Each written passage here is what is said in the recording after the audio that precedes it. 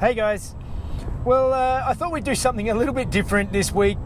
Mrs. Jeff and I are going to get away for a bit of a road trip, and we're heading from New South Wales all the way up the east coast of Australia, or halfway up the east coast of Australia to Brisbane, and we're going to stop along the way and catch up with some other equally car tragic guys like myself, and and I thought why not bring you guys along and see some hopefully see some nice cars and some nice scenery.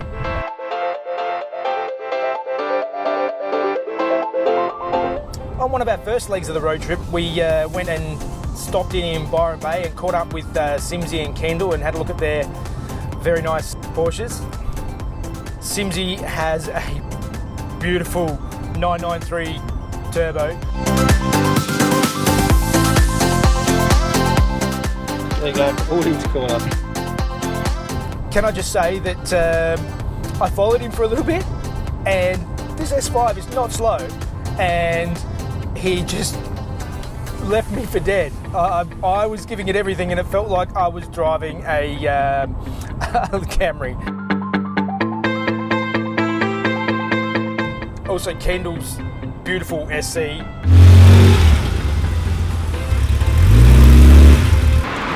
So you too will sound like this. A ducktail and a few nice choice little bits. Really, really nice.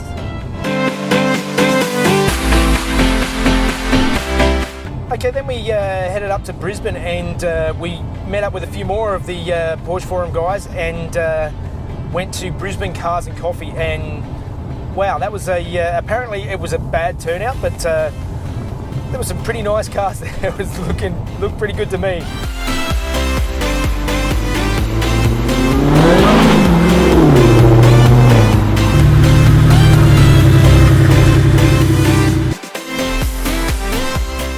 Of particular note, there was I believe it's the second or third Australian RWB car, the blue 993 replica.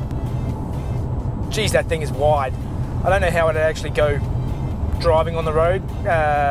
Surely those things would train track like crazy, but it looked nice.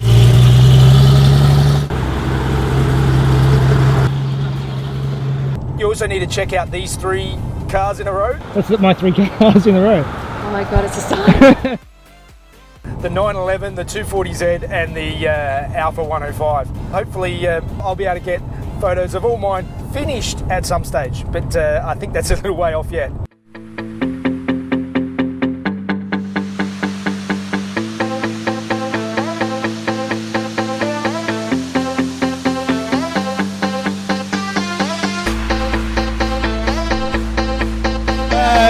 So as you know, Mrs. Jeff and I are on our road trip over in Brisbane, and I thought I'd catch up with this guy. This is Rhys, and I've been talking to him for a while now about his build, and he's basically got the polar opposite of what I've got. So he's got a Ford Date with a LS V8 conversion into a similar era 911. So we'll take you through and show you through that now. So as you can see, there's lots of bodywork going on. It already had the 993 conversion, but it's just needed some love, and he's been busy with lots of parts. All right, so the things that I think make this a bit more interesting that is worth having a look at is what it actually takes to put the LS in. So what have you got here? What's the... Normally, run-of-the-mill, the guys either use a G50 or the 915. Problem is the 915 doesn't really hold up to the torque of the LS, it'll blow. So what I had guys in Sydney do, they're a company called Subaru Gears. They make gearboxes for like buggies, off-road cars, that sort of thing.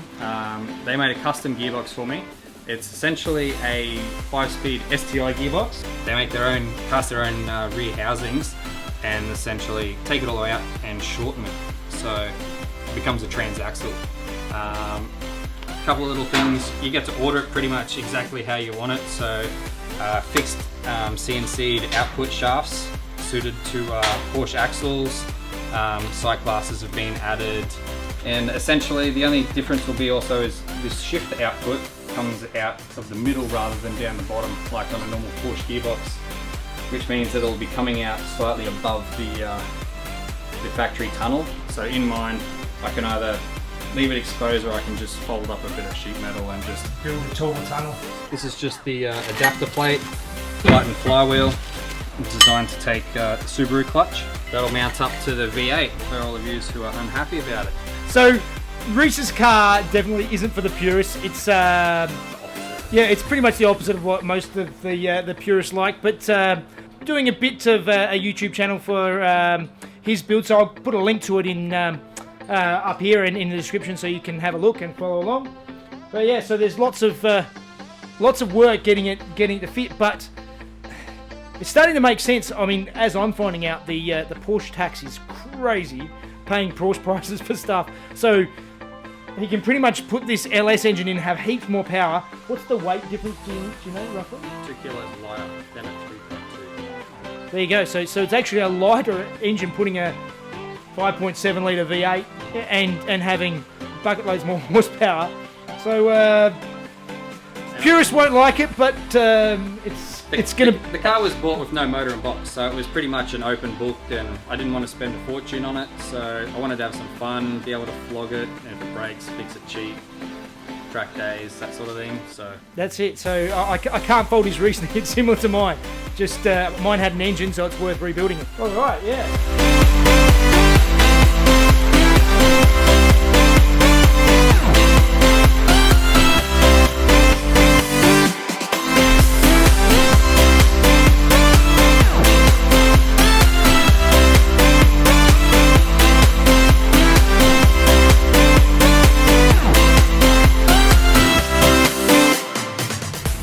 Of course, on our trip we saw some beautiful places, a bit of time away from the 911, which don't worry, I'm getting straight back into it, and this week, Friday, we'll be back in another video. So that's it, we're on our way home now. We'll be home later on tonight, and we'll get back to the regular programming at the end of the week. All right, see you guys.